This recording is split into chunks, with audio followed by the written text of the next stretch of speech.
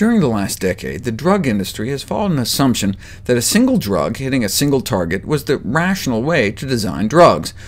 But we're learning that Mother Nature may be a bit more complicated than that. Strategies for targeting single genes or proteins ignore a very important fact that most, if not all, diseases involve a sophisticated network system. For example, one little family of immune molecules involves like 50 different keys fitting in 20 different locks, often acting with redundancy, thus making selection of appropriate specific drug to antagonize one key or one lock may not work in the long run. A whole list of agents have been developed to target a specific molecule for the treatment of inflammatory bowel disease, for example, but they've all failed. That's why drug companies are now working on so-called promiscuous drugs that try to simultaneously affect multiple pathways.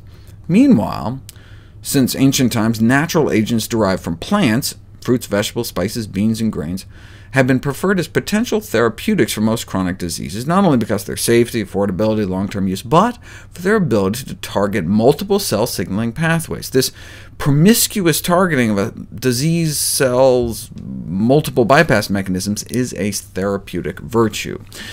One example of a successful promiscuous plant-based drug is aspirin. It doesn't just target inflammation and offer pain relief, but can act as a blood thinner and help prevent preeclampsia, even some types of cancer.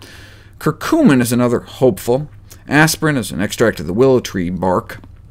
Curcumin is an extract of turmeric root. It's considered so anti-inflammatory that it may even work through the skin. A traditional use was to wrap sprains and injury with turmeric-soaked poultices, a use that actually continues to this day. So anti-inflammatory it can help counter the effects of mustard gas.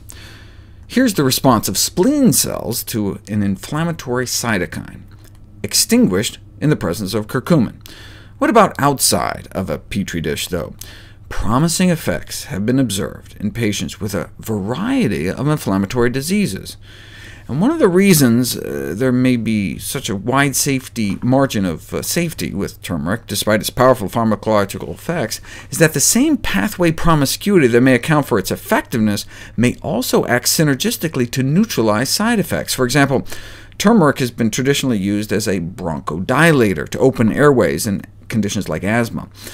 Many of the adrenaline-like drugs that do the same thing can raise blood pressure, but the reason turmeric doesn't may be because it has different components with opposing activity, so it has like calcium channel blocking effects that may actually lower blood pressure at the same time, and so side effects may cancel each other out.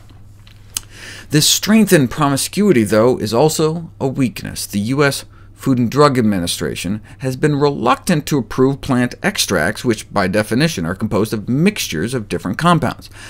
So it's like a catch-22. One drug, one chemical, one mechanism of action, and you can patent it, get FDA approval, make $1 billion, but it may just not work very well. On the other hand, there might be a safe natural alternative that works better, but industry and the government may not be interested. However, there is hope on the horizon.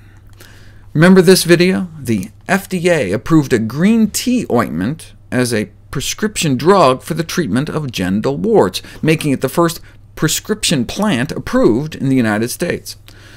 So have drug companies abandoned their model and started pouring money into plants? No. Having discovered that so-called magic bullets have been largely unsuccessful, they just propose creating non-selective drugs. Instead of magic bullets, in effect, magic shotguns.